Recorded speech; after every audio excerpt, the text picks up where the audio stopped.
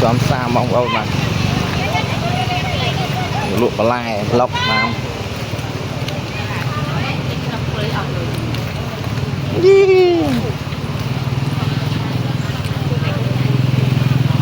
đây nhất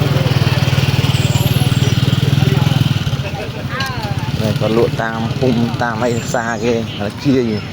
hai bóng của ông chân chiết hai phe và hia mà lái thậtความchiết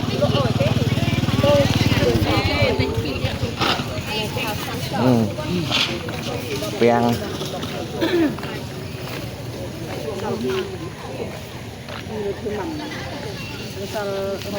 lạiความchiết mà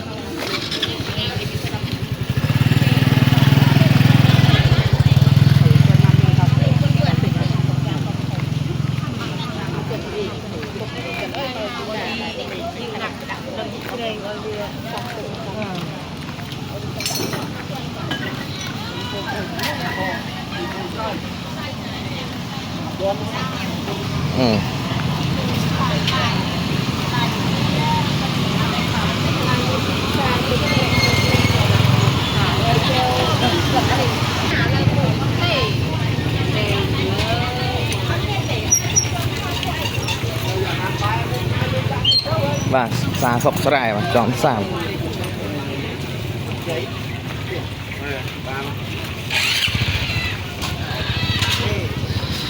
sầm này ô này không mất xa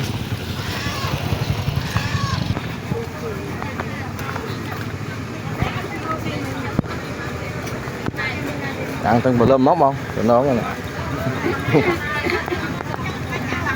đây đây